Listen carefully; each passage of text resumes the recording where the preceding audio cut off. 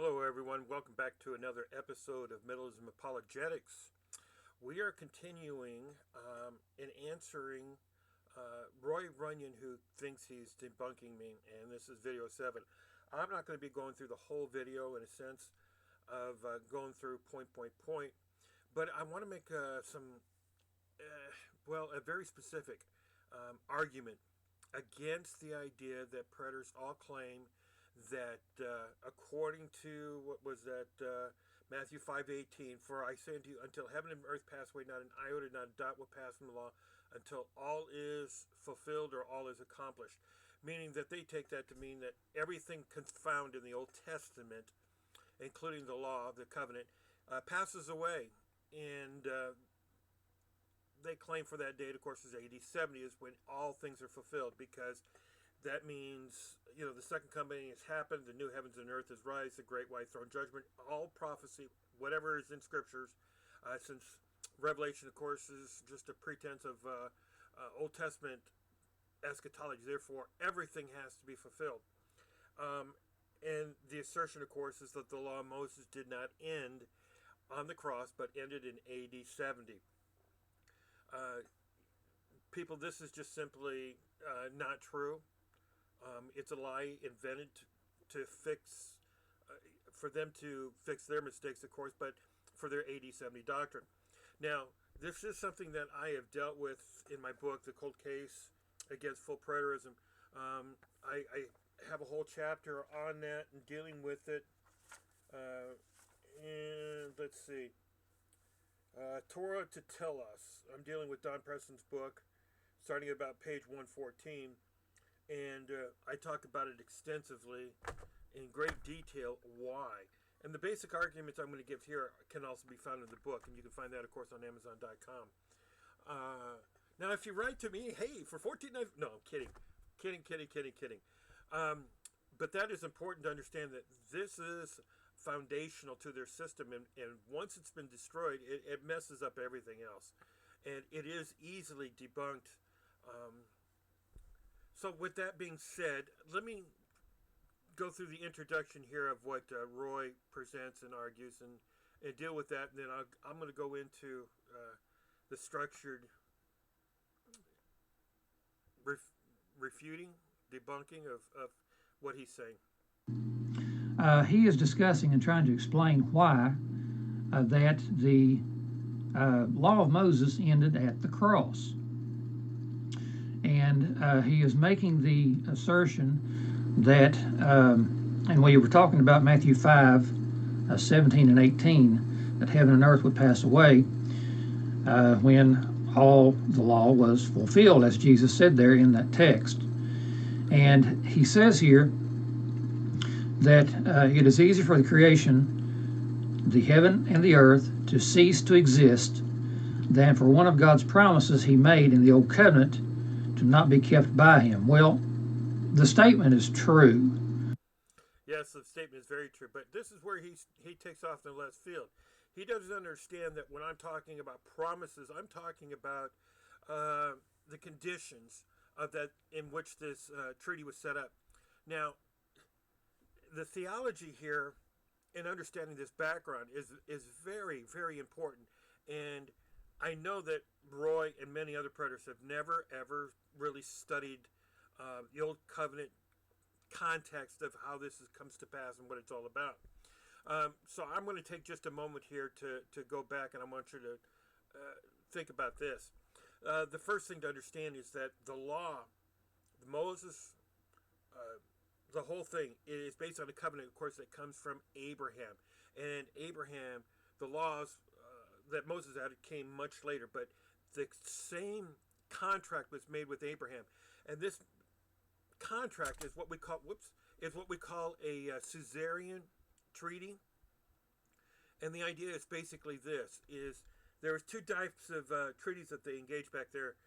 You have two groups here that, okay, between the two of them they number 500, and you've got an enemy over here at 300. So this guy's got 250, this guy's got 250, and that one's got 300. Well, the guy with 300 can come in there and kick your butt because he's got more men. So what you do is you make a treaty with another person who have the same mind. So that way, between the combined mind of you guys, you can defeat the other person. So if he messes with one, he messes with both. That was one type of treaty. The other type of treaty was the guy who had the 500, and you've only got 100, you've got 100.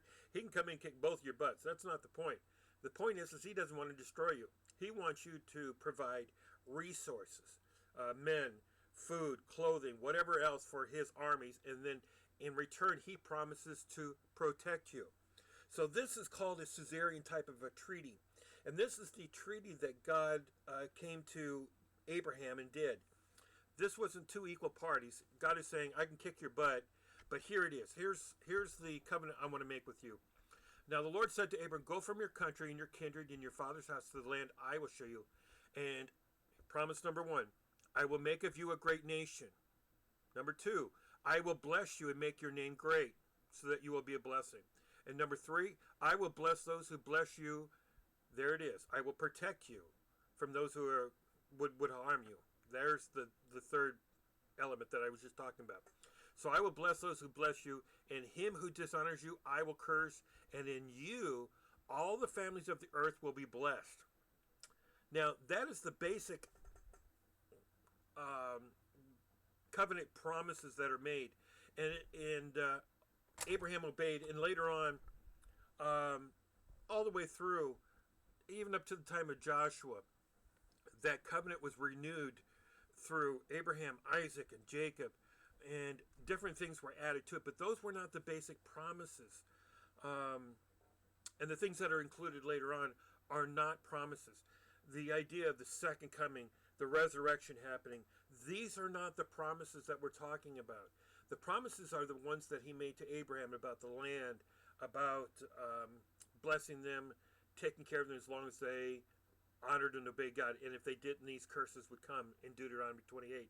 He demonstrates that you've got to keep these promises that you have made to me, and then I will keep my promises I've made to you to make your name great. All of those things. So when Roy goes on and he talks about promises, he conflates that idea to think that it includes the resurrection and all that because it's talked about in the Old Testament. See, we're talking about the terms of the covenant, the promises made back and forth to one another. And there is no sense where God says, I promise to resurrect you, or you do good and follow me and one day I will resurrect you, or that I will do this, or, there'll be a great white throne judgment, or that the new heavens. These are not those type of promises that are about the covenant itself. And that's where Roy Runyon does not understand that background, that context, as most, even Don Preston does not even understand that. And so you get into complete foolishness when you go on from there. So that's just the background. But that is not exactly what Jesus is saying in that text. But here's the statement that I want to look at and focus on. But that is not what Jesus is saying in that statement. But see, that's dead wrong. He's not dealing with it. When I put up, let me show you real quick. When I'll put, here it is. See, 5:18-17. This is the one. For truly I say to you, heaven and earth, until heaven and earth pass away, not an iota, not a dot will pass from the law until all is accomplished. Now see that phrase there, not an iota or a dot. An iota is actually iota. That's the Hebrew letter, the smallest letter of the Hebrew alphabet, and it's just a little comma thing, and it is an I. We transliterate into an I. And not a dot is, if I was to show you in Greek, actually in Hebrew, excuse me. Let me see if I can do this real quick. Come on, baby. There we go. If I was to do this and show you in Hebrew writing, which I think is important, let me go down to my Hebrew font. S Hebrew, QRS. Right here. Now, here's the Hebrew's letters. Okay, let me make it bigger for you. Let's say I take this up to 18. Okay, there you can see it. Okay, this is Hebrew letters. Okay, now the dot, see that? There's these little dots and markings that were used, and this is what he's talking about when he uses dot. The little things right in through there. Those are the markings. That's what he's talking about when it comes down to a dot. And in the Hebrew language, that is your lettering and things like this. And the dot represents your consonants. Excuse me, your vowels. Excuse me, represent your vowels. So that's what he's talking about when he says that. So, truly I say to you, until heaven and earth pass away, not an iota or a dot, the fine print will pass from the law until all is accomplished, until all is fulfilled, until all the promises are made. And you can go to any commentary, and they're going to be able to tell you the same thing. Now, see, some people have denied that Luke 16:17 is the associate passage from Luke. And he says, but it is easier for heaven and earth to pass away than for a single stroke of pen to drop out of the law. And yes, that explains much easier. Because, see, you got to understand, Matthew was written to other Jews, and from that perspective. So when he uses a Hebrew idiom, he doesn't have to explain the idiom because Jews would understand those idioms. Until heaven and earth pass away is a part of a Hebrew idiom. That would be like me saying, when hell freezes over. And that's exactly what it's talking about, is until heaven and earth pass away, not an iota or a dot will pass from the law until all is accomplished. So what is it saying there? It is easier for heaven and earth to pass away, for all of creation to pass away, than for one single stroke of a pen to drop out of the law. Or not, the same thing, meaning not to be fulfilled. It means the same thing. Everything, all of these promises that were made by God have to be fulfilled. And that is the whole point. Now, some preterists want to change that, the heaven and earth to mean the temple, and it's a representative of the law of Moses. Well, people, if you substitute the literal for what you claim to be metaphorical, it would come out to what? For truly I say to you, until the law of Moses passes away, not an iota or dot will pass from the law of Moses until all is accomplished. That makes no sense. Until what passes away? The temple? What if I put in there, until the temple and its system passes away, will pass from the law of Moses? See, you got the same problem. Until the temple was part of the law of Moses. All of that was part of the law of Moses. So none of those things within the law of Moses can pass away until what? All of the law of Moses is accomplished. You see, it creates a severe contradiction in terms. So you go to any scholar, any non-preterist scholar, any commentary anywhere around, and they tell you the heaven and earth that they're referring to is literal. The idea that is coming across this passage in the correct exegesis is this: for I truly say to you, and I mean what I'm saying, is that until the literal heavens and earth pass away, or it is easier for heaven and earth for that to all pass away, than for one single stroke, one little promise, anything of the fine print out of the law of Moses, not to be fulfilled. That is the bottom line. So we are talking about the promises that were made in the covenant, not resurrection, not all of these other things that came much later. Those are not part of the terms of the covenant, not part of the promises that were made between Abraham and God, or Moses and God, or anybody else and God, that God was sitting there saying, because you follow me, I will resurrect you one day, or my son will come again a second time, or there'll be a great white throne judgment. None of those things are promises. Those are events that are going to happen, and not promises that they're going to happen. He basically says, this is going to happen. I'm not promising you they're going to happen. There's your distinction there, and that's something that many preterists completely fail to grasp that or understand that, because they just don't have that background and education in it. And I mean, you're not learning about those things. You don't learn them. For this video, that is where he said every promise made in the old covenant had to come to pass in order for the old covenant to end. Now remember, he argues that the law of Moses ended at the cross. And then he gives a passage, and he does this a lot. He doesn't quote the book and the chapter, he just quotes the verses. But he quotes here, when he said above, you have neither desired nor taken pleasure in the sacrifices and offers and burnt offerings and sin offerings. These are offered according to the law. Then he added, behold, I am come to do your will. He does away with the first in order to establish the second. Okay, in that first, that you have, I am not blowing it up. Let me see, when he said that you have neither, desired. So that comes out of Hebrews. Of course, you have neither desired nor required.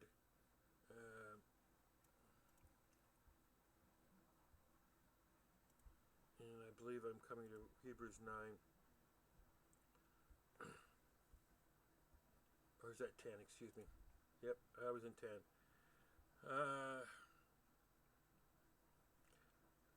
For since the law of Moses has been but a shadow of good things to come instead of the true form of these realities, it can never, by the same sacrifices that are continually offered every year, make perfect for those who draw near.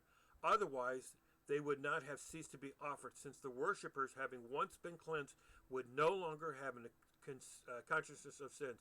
But in these sacrifices there is a reminder of sins every year. For it is impossible for the blood of bulls and goats to take away sin. Constantly, when Christ came into the world, he said, sacrifices and offerings you have not desired, but a body have you prepared for me. In burnt offerings and sin offerings you have taken no pleasure. Then he says, I have come to do your will, O God, as it is written in the scroll of the book.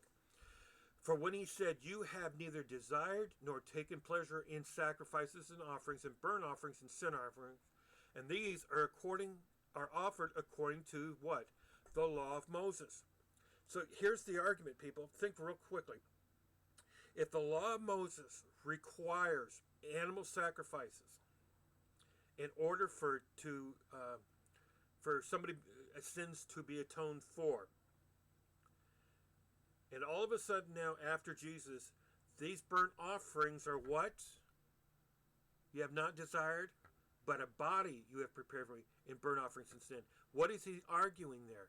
That God never said that these offerings will be complete remission of sins. This will not do it. It's not going to be through that. It's got to be through the one body that you have prepared for me. It's got to be through Jesus that these things are taken care of.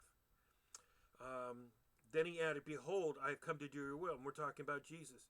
So Jesus, does away with the first covenant in order to establish the second. Now that language is completely common. Didn't it say that Jesus himself said, this is my blood which was shed for you for the new covenant? He established the new covenant with the shedding of his blood. And by that we will have been sanctified through the offering of the body of Jesus once for all. So now, the point is simple. If Jesus Christ made the one sacrifices and no longer sacrifices are done, then what does that mean?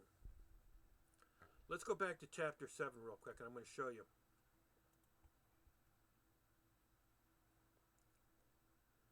Now, if perfection had been attained through the Levitical priesthood, for under it the people received the law, what further need would there have been for another priest to rise after the order of Melchizedek, rather than one named after the order of Aaron? Here's the point.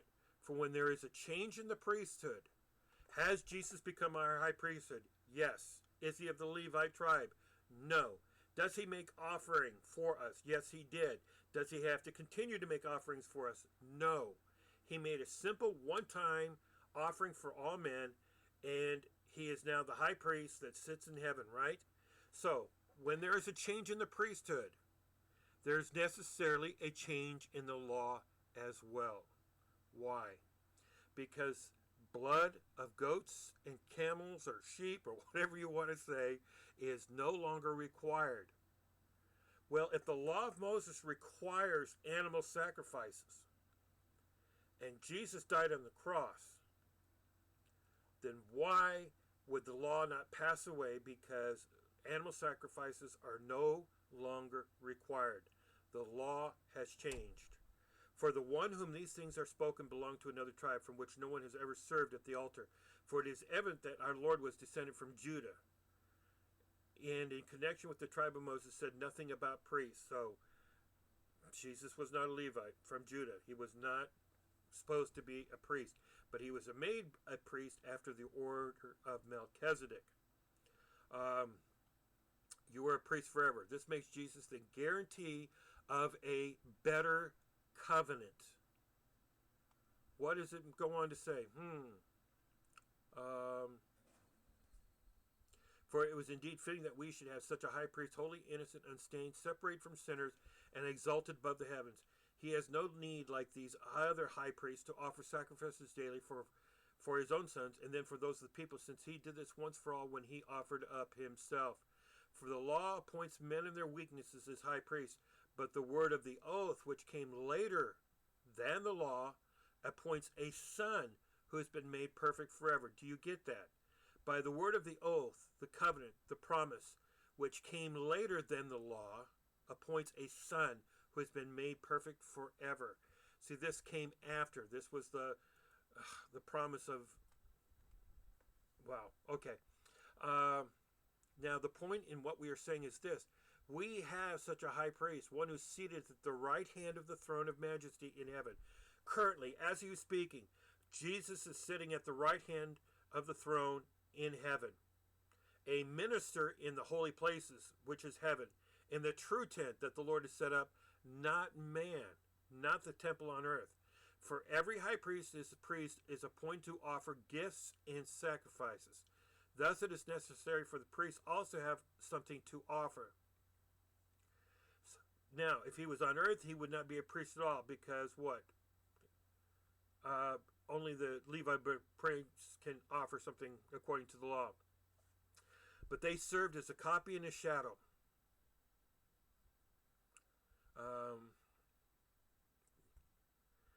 Now, here we go. Christ has obtained a ministry that is much more excellent than the old, as the covenant he mediates is better, since it is enacted on better promises. For if the first covenant had been faultless, there would be no occasion to look for a second. For he finds fault with them when he says, and it goes on there. And this is the whole point in there. For the law has changed, remember? I will be merciful towards their iniquities. I will remember their sins no more. Is there a promise or a requirement there for animal sacrifices? No, there is not. I will remember their sins no more. Why? Because it's been taken care of. Now, speaking of a new covenant, he makes the first one obsolete. So here is the new one. The obsolete one means it's good for nothing. Now, here's the point theologically that you have to remember. If Jesus came, and God brought Jesus here to die for us and to become that one sacrifice, then the Jews continued to make sacrifices in rejection of Jesus. Why would God honor their keeping of the law? Because that verse I told you, where there is a change in the priesthood, there is a change in the law. If that law changed, and I show you right here, the law what? No longer requires animal sacrifices. What does that mean? The old covenant has passed away. The new covenant is there. I explained this to Julian Chambers. Think about it. God says, I'll make a promise with you, and in this promise between the two of us, you got to make sacrifices. Okay? We got to make sacrifice. Good. All right, where do you want us to do it? In a temple. So build the temple. Okay, temple's built. Okay, now what do we need? Well, you need a place to burn it. You need a place to wash your hands. You need a place, the knives and things for you to kill it and butcher it. So these are all called tools of the promise. They do not represent the law or anything concerning the law. They are tools to be used to carry out the law. So once that law ends, where those sacrifices are no longer required, what are you left with? The temple, the altar, all of those things are still there. They are just tools. So here they are with the temple and everything else, and here's your tools. What about these tools? They're obsolete. Why are they obsolete? Because they are no longer needed or required. They are no longer needed or required. Now, there's something else that we have got to point out, and I got to remember where this was at. I believe it was in 9.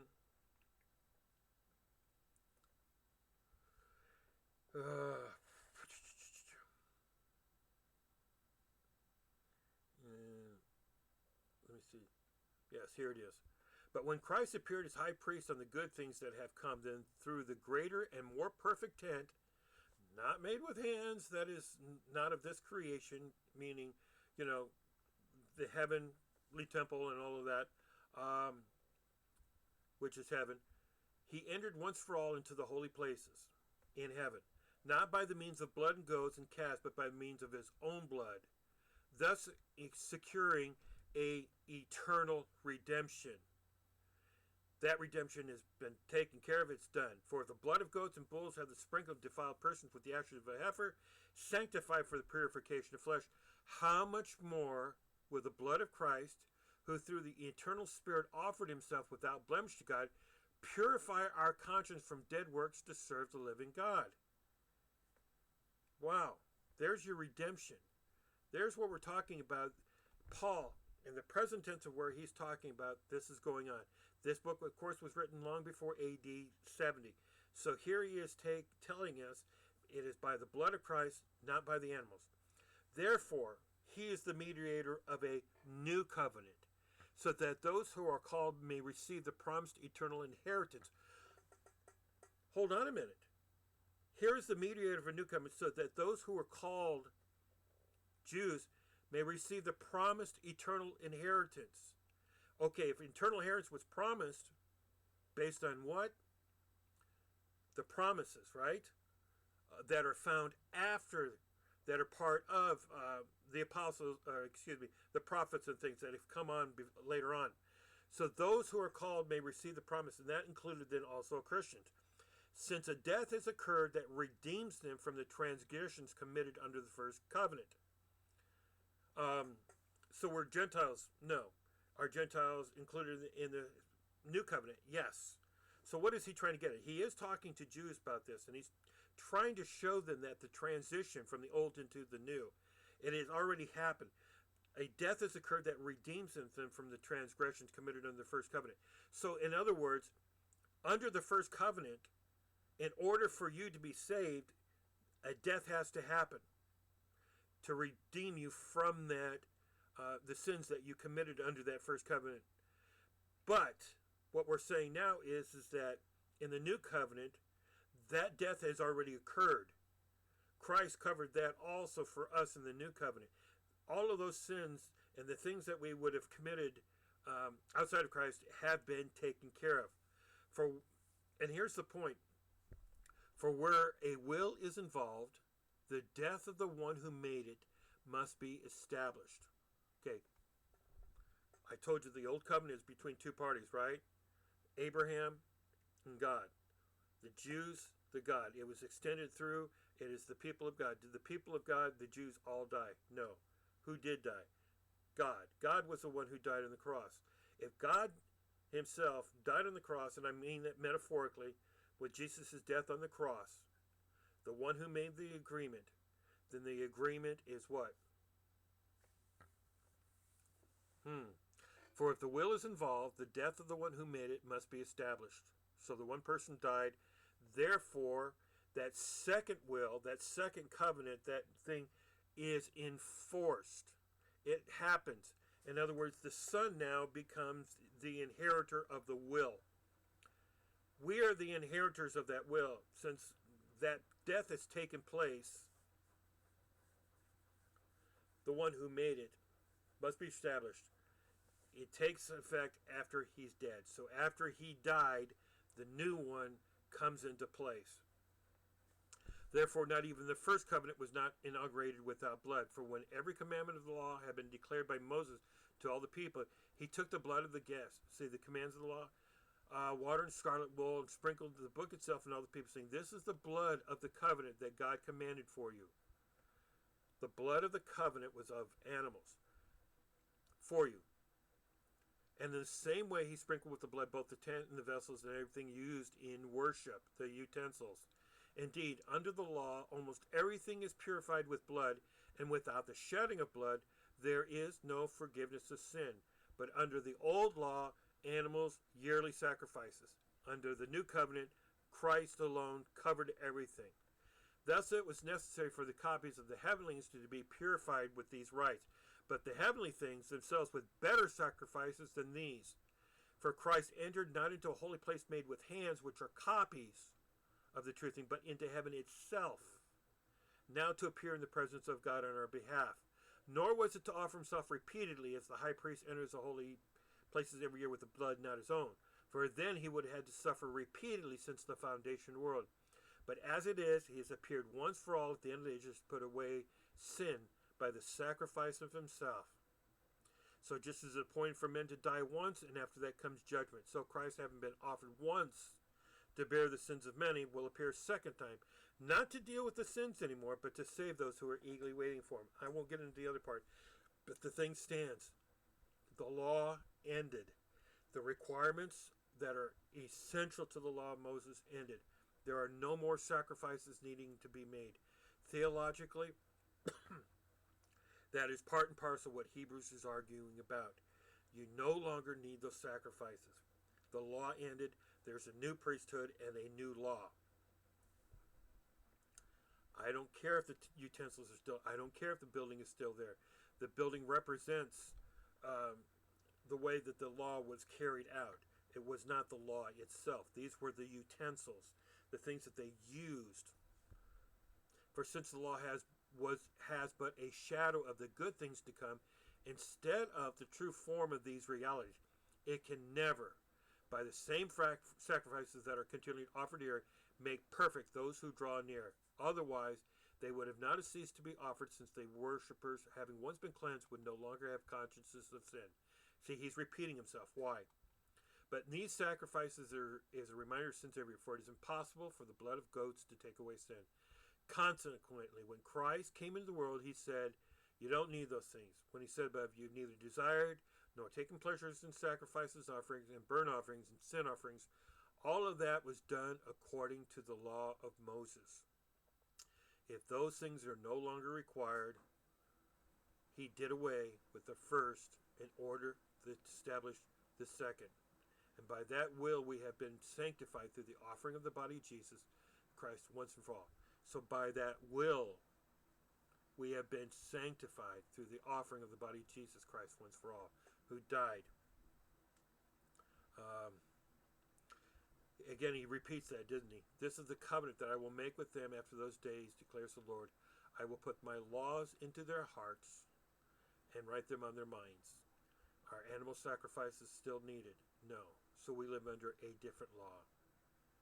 I don't care if the Jews continue to do it. That does not mean the covenant was still enforced.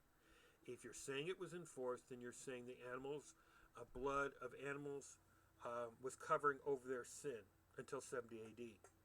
And God said, I don't desire those anymore. One body has been prepared for you. That was Jesus.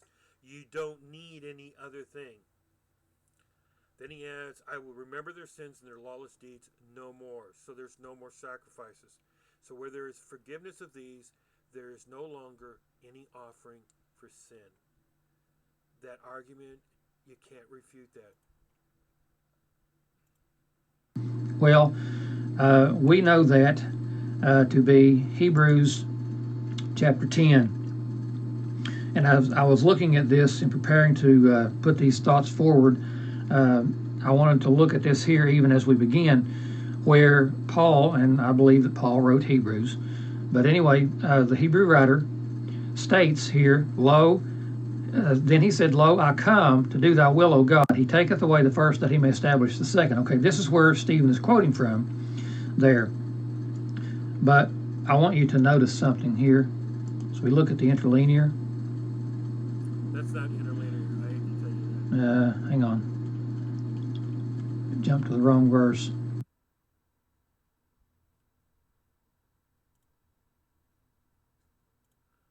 Oh, come on. It's scrolling through. I know where he's going to go at. You see this down here, people? Present active indicative. Present active participle. First aorist active subjunctive. He's trying to go through those words and show you something about the tenses is what he's about ready to do. Now, I can beat him to the punch on that because it says what? Verse 9 is where he's going to go to. Now, here's a proper interlinear. So he got his terminology screwed up there. I'll show you what an interlinear is.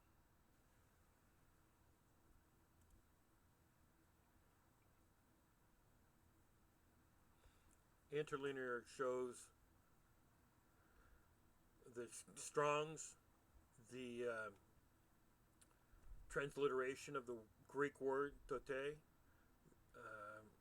In English, basically it's the same thing. There in Greek, tote, you can see they're pretty close. Help you learn Greek easily. What it means and then what part of the speech it is. So what he's going to do is he's going to come over here to, he takes away. This is the present indicative active, third person singular. And that refers to verbs. Those things are done with verbs. Aorist infinitive active. And so forth. Now, what does that mean? He takes away. That implies past tense. Now, he's using the King James. Crappy. But he thinks he's going to prove his case through the present indicative active. Well, let me show you something. Just in my notes, I did this. The present, it means a continuous habitual action. Something that is happening and going on. It's continuous. It doesn't stop. Past, present, and future, it's all of the same thing. It's not anything. The indicative mood is a statement of fact or an actual occurrence from the writer's or speaker's perspective. So he's saying this happened already. This is all part of it. This thing that has happened is continual. It doesn't end. It's a statement of fact. And the action is current. So present, indicative, active. All things are present, indicative. He takes away the first, that the second he might establish. Now that is aorist subjunctive active. See, it's still active, and it means that because one thing has happened, it's another one. Aorist, I'm going to get this right. Aorist means single one-time action, effective, successful, completed in a specific time, a specific point in time. He might establish. So at one specific point in time, he established the second. When did he establish that second? When was it? A single one-time action, effective, successful, completed in a specific point in time. When did that establish that second one? When he took away the first. When he takes away present, indicative action. The first one is gone. It's not present anymore. He takes it away. It's been taken away. It's not there. It currently is not being active. It's currently not being enforced or anything else. So let's see if we can get back to this and wondering why all of a sudden it just wants to be nasty here.